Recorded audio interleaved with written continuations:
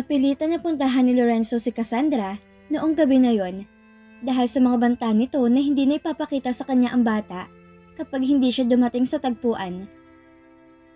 Kahit labag talaga sa loob niya na iwan sa party ang pinakamamahal niyang asawa, ay nagdesisyon siya na puntahan si Cassandra. Hindi dahil sa pagiging mahina na naman niya sa mga desisyon, kung hindi gusto niyang maiabot ang tulong ng salapi kay Cassandra na panggastos nito. Tutal, ay alam niya na galit pa rin sa kanya si Cassandra at hindi naman niya may bibigay dito ang hinihiling nitong hiwalayan si Elizabeth. Para kay Lorenzo, mahal ko ang anak ko at mahal ko rin si Elizabeth. Hindi niya matatalikuran ang obligasyon ng kanyang pagiging ama sa magiging anak nila. Kaya pumunta na rin talaga siya para pag-usapan nila ni Cassandra ang pagbibigay niya ng sustento. Ine-expect ni Lorenzo na sampal, sumbat at masasakit na salitang ibubungad sa kanya ni Cassandra. Ngunit hindi. Hindi ganun ang nangyari. Nang makita ni Cassandra na dumating si Lorenzo at halos wala ka makikitang reaksyon sa mukha nito. Maupo ka.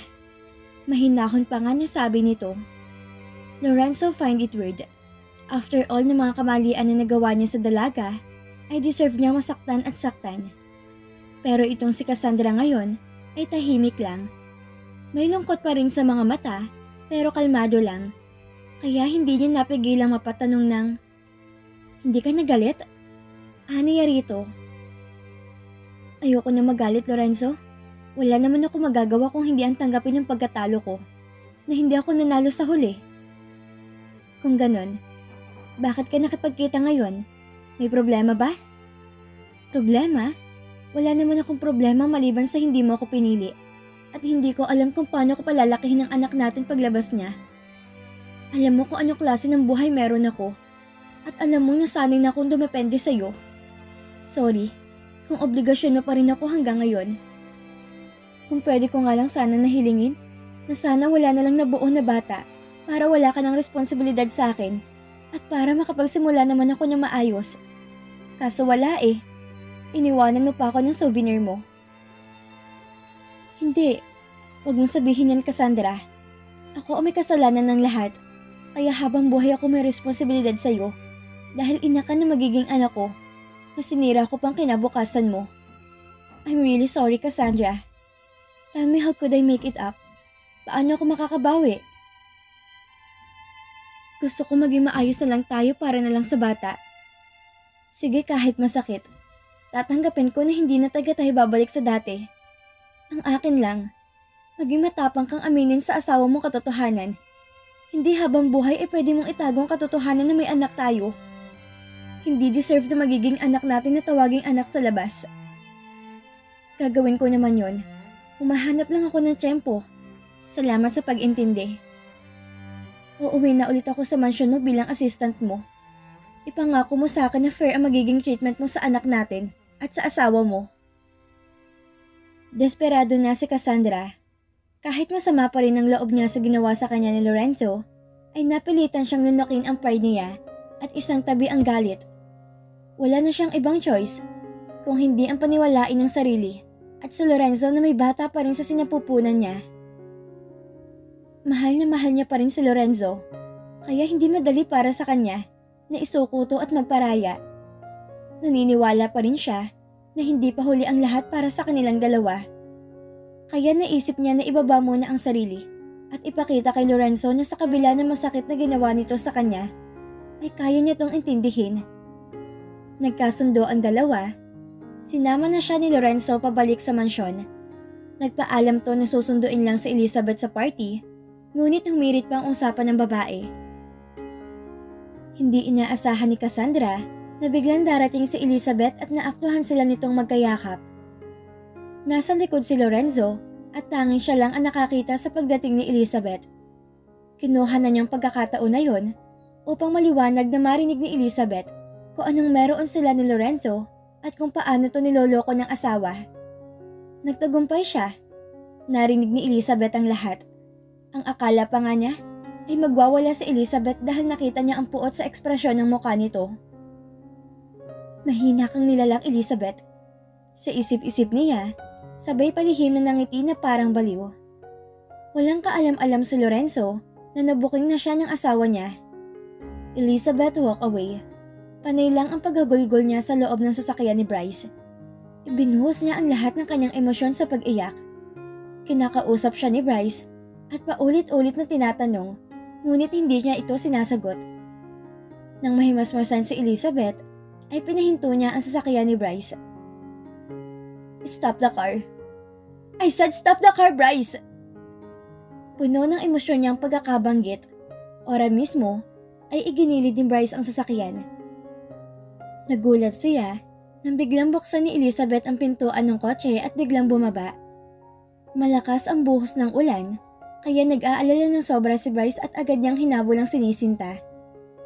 "Elizabeth, saan ka pupunta? Bumalik ka rito." Malalaking hakbang ang ginawa ni Elizabeth para nang wag siyang maabutan ni Bryce. "Don't act like you truly care for me, Bryce. Pareho lang kayong mga manloloko." "What? What are you saying? Come on, please. Nauulanan ka na oh. Baka magkasakit ka niyan." Hanggang sa naabutan na ni Bryce si Elizabeth. He grabbed Elizabeth's tiny waist. Niyakap siya nito at sinubukang kalmahin. Hindi ganitong Elizabeth ang nakilala niya. Kaawa-awang itsura ni Elizabeth nang kaharap niya ngayon. "Nag-aalala ka? How funny, Bryce. Inaalala mo ngayon na baka magkasakit ako. Pero noong inirekomenda mo sa Cassandra kay Lorenzo bilang assistant, hindi mo inisip na masasaktan ako? Hindi ako manhid, Bryce. Alam ko nang may alam ka sa kung anong meron sa kanilang dalawa. Pero pinili mo magmukha akong sira. Alam mong buntis si Cassandra at si Lorenzo ang ama. Ngayon ko na naintindihan ang lahat ng pahapyaw mo kanina. Si Lorenzo tinutukoy mong nakabuntis kay Cassandra. At ang sabi mo pa pananagutan na siya nito." "Elizabeth, huwag ka magalit sa akin. Ayoko kasi sa akin pa manggaling. Sorry kung matagal ko nang nalaman. Pero nangako kasi sa akin sa Lorenzo na sasabihin din daw niya sa yung totoo. Intindihin mo naman yung side ko." "Hindi kita kayang intindihin, Bryce. Kung talagang concern at kaibigan ang tingin mo sa akin, sasabihin mo kahit makakasakit sa akin. Pareho lang naman ang naging resulta. Nasaktan pa rin ako. Mas masakit nga lang kasi ako lang palang walang alam." "Nauna sa'yo si Cassandra. Siya ang nobyo ni Lorenzo bago kanya makilala. Yung pagpapakasal niya sa'yo, isang malaking kalokohan yon. Planado yun, Elizabeth. Pinakasalan ka ni Lorenzo para makuha yung mana niya at para protektahan din si Cassandra mula sa mga banta sa buhay nila. Ang usapan ay hiwalayan ka rin ni Lorenzo kapag nakuha yung mana niya. Nakuha na ng asawa mong mana niya, kaya malamang aaminin na rin sa'yo yung totoo. Naunahan mo lang sila." Halos madurog lalo ang puso ni Elizabeth sa kanyang mga bagong nalaman. Parang ayaw niya pa nga itong paniwalaan. Pero dahil nga pinilit niya si Bryce na magsalita, ay kailangan niya paniwalaan yung mga pag-amin nito. Kahit ang dating nito sa kanya, ay ikadudurog ng buong pagkatao niya. "Mga walang hiya! Anong ginawa ko sa kanila? Bakit ako pa? Hindi na sila naaawa? Mga walang puso! Lalo na yung Lorenzo na yan. Kung ganun pala, bakit ginamit niya rin ako sa kama? Sana hindi na lang ako pinakitaan ng kabaitan kung hindi naman pala siya totoo sa nararamdaman para sa akin. Ang sira ko. Anong ginawa ko sa kanila?" Halos manghina ang mga tuhod ni Elizabeth. Napaluhod siya sa basang semento. Patuloy na kinu-question ang sarili kung anong nagawa niya masama at bakit kailangan niya masaktan ng ganito. "Wala kang naging kasalanan sa kanila, Elizabeth. Sadyang makasarili si Lorenzo. Pinakanabangan ka niya ng husto. Una pa lang, sinabi ko niya sa kanya na bitawan ka ng maaga kung ganun lang din pala yung gagawin niya sa'yo. Sinabi ko sa kanya na nakahanda kong saluhin ka, pero masyado siya makasarili. Ayoko niyang sumaya. Nagpapakita siya kunwari ng selos pero habang nakatalikod ka, may milagro silang ginagawa ni Cassandra." "Sige. Huling tanong ko na, Bryce. Kailan at paano mo nalaman na may relasyon sila?" "Noong nararamdaman ko na gusto na kita. Aksidente kong nakita si Lorenzo at Cassandra na magkalapot ang mga labi sa daan. Galit na galit ako noon kay Lorenzo at ngaling-ngali ko siyang paslangin ng mga oras na yon. Pero hindi ko ginawa. Kinabukasan, pinuntahan ko ulit ang lugar kung saan ko sila nakita naghahalikan at doon ko na pinaamin si Cassandra. Sorry Elizabeth, kung matagal kong itinago, hindi dahil gusto kita. Sadyang inaantay ko lang dumating ang araw na malalaman mo ang lahat. Dahil sa dami ng revelasyon, tuloy nang hindi kinaya ni Elizabeth ang mga nangyayari. Nagwala siya sa gitna ng ulanan sa sobrang sama ng loob. Mabuti't alertong nasapo siya ni Bryce. Pareho silang basang-basa sa ulan. Isinakay siya ni Bryce sa sakyan at inuwi sa kanila. Huwag ka mag-alala Elizabeth, nandito naman ako. Ako ang tunay na nagmamahal sa'yo. Lorenzo POV. Why do you do that? Nagulat ako nang bigla kong halikan ni Cassandra. Bahagya ko siyang itinulak palayo sa akin. Cassandra, akala ko ba nagkakaintindihan na tayo? Hindi na pwede yung ganito. Hindi na pwedeng basta mo na lamang ko hahalikan. Please, huwag mo namang gawing komplikado ang lahat. Mahal ko ang asawa ko at ayoko na siyang lokohin. Inuwi ko si Cassandra dito dahil nagkausap kami na para lang sa bata. Nagsorry naman na ako sa kanya at hindi na taga kami babalik sa dati. Sorry, natuwa lang ako. Paghingi niya ng paumanhin sa ginawa. Sige, palalampasin ko to. Pero sana malinaw na sa'yo ang pananatili mo dito. I have to go. Kailangan ko pang sunduin ang asawa ko sa party. Tumayo na agad ako at mabilis ang lumabas sa kwartong iyon. Dali-dali akong sumakay sa sakyan at mabilis itong pinaandar patungo sa venue kung saan ko iniwan ng aking asawa. It took me less than an hour to get there at hindi na dapat ako na sorpresa kung bakit wala na akong inabutan sa party. Anong oras na rin kasi? Ang iniisip ko ngayon is nasaan ang asawa ko. Wala naman to sa bahay. Iniwan ko lang to kasama ni... Biglang uminit ang dugo ko. Iniwan ko si Elizabeth kasama ni Bryce at malamang ay magkasama pa rin sila hanggang ngayon. Malaki ang selos ko kay Bryce at wala talaga akong katiwa-tiwala sa lalaking yon. Obvious na obvious at inamin na rin naman nito na malaki ang pagkagusto nito sa asawa ko. Kaya hindi talaga to titigil hanggat hindi naaagaw sa akin si Elizabeth. Sobrang naiinis ako sa mga oras na to.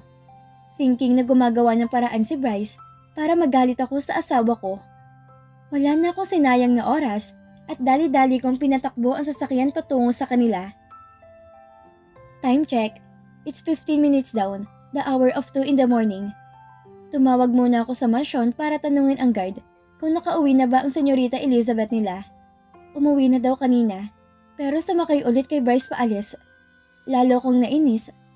Alam niyang may gusto sa kanyang lalaking yon at alam niyang nagsaselos ako sa taong yon. Tapos sumama pa talaga siya? Nasa punto ngayon ang galit ko na kaya manakit ng tao. Huwag ko talaga makikita ang asawa ko dito sa loob ng pamamahay ni Bryce. Mark my words, magkakagulo talaga. Lahat talaga gagawin ng lalaking yon. Pwes, makikita niyang hinahanap niya.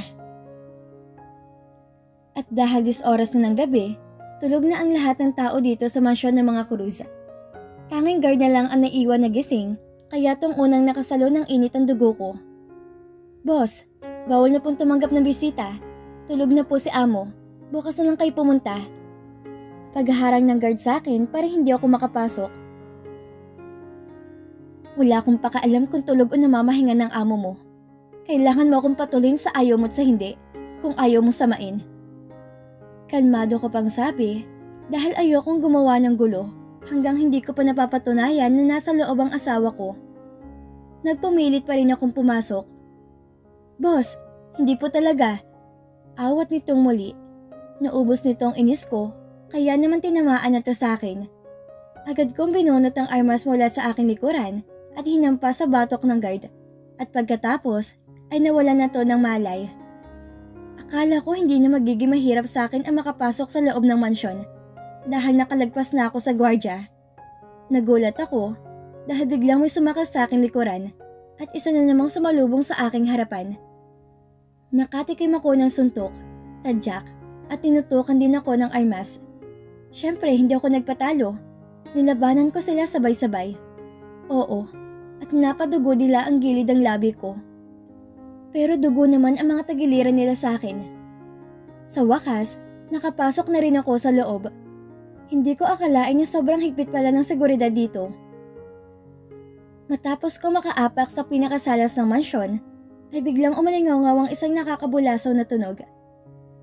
I think it's a warning device para ipaalam na may ibang taong nakapasok. Nagulat ako dahil pagkatapos ng tunog na yon ay naglapitan sa akin ng isang damakmak na armadong kalalakihan. Mag-isa lang ako at marami sila, kaya wala akong nagawa ng hawakan nila ako. Sino ka? Ang lakas ng loob mo na pumasok dito. Hindi mo ba alam na lahat ng pumapasok dito walang pahintulot ay hindi na nakakalabas ng buhay? Hindi niyo ba ako kilala? Ako si Lorenzo. Nandito ako para itanong sa bugok niyong amo kung asan yung asawa ko. Hanggang ngayon ay wala pa sa bahay namin ang asawa ko. Naku po, ngayon lang nangyari to. Ngayon lang may sumugod rito na kalaban na ang pakay ay hanapin lang ang nawawala niyang asawa kay boss. Sabi ng isa, tapos bigla sila nagtawanan na malakas. Ano nakakatawa sa pakay ko? Maya-maya pa ay nakita ko nang bumaba sa hagdan si Bryce. Nakasuot to ng robang puti at nakuha pa akong isihan. Oh Lorenzo, anong atin? Bakit biglaan naman atang pagbisita mo rito? Ano may paglilingkod ko sa'yo? Anito sa akin, kung makapagsalita ito, ay akala mo hindi nito alam ang ipinunta ko rito. Sige na, bitawan niyo siya. Hindi siya kalaban. Ako nang bahala sa kanya. Utos pa ni Bryce sa mga tauhan niyang may hawak sa akin, kaya binitawan na nila ako. Ang asawa kong ipinunta ko rito. Ikaw ang huli niyang kasama, kaya alam kong alam mo kung nasaan siya. Nasaan ang asawa ko? Ilabas mo siya! Hindi ko magawang magtimpi. Naiinis ako at gusto kong pumaslang ng tao. Kaagad kong kanawalyuhan si Bryce at pinandilatan ng mata. Alam ko nandito siya. Ano bang naisip mo? Na maaagaw mo siya sa akin? Anong ginawa mo? Teka lang naman Lorenzo. Wala pa akong ginagawa sa asawa mo. Hindi ko siya pinagsamantalahan kahit na nalasing siya sa kakaantay sa'yo. Naroon si Elizabeth sa kwarto. Puntahan mo. Binitawan ko si Bryce at saka ako nagmadaling umakyat sa hagdanan. Hindi ko alam kung maniniwala ba ako kay Bryce na wala tong ginawang masama sa asawa ko. Maniniwala pa sana ako kung hindi ko lang alam kung gaano kalaking pagkagusto nito kay Elizabeth. Kasunod ko lang tong pumanihik sa taas. Napakaraming kwarto dito, kaya isa-isa kong binuksan ang mga nadaanan kong pintuan. Mayroon siguro kung 10 pintuan na nabuksan bago ko nakita ang kwarto na kinaroroonan ng asawa ko. Walang hiya ka! Anong ginawa niyo? Yun agad ang sinabi ko. Ewan ko, sobrang galit ang nararamdaman ko sa mga oras na to. Pakiramdam ko, may pagtataksil na naganap. Sino ba naman na asawang lalaki matutuwa kapag ganito mo nakita ang asawa mo na lasing at natutulog sa ibang kama? Na halos kumawala ng hinaharap ni Elizabeth sa suot nito. See? Nagpapahinga si Elizabeth. Bumalik ka na lang bukas.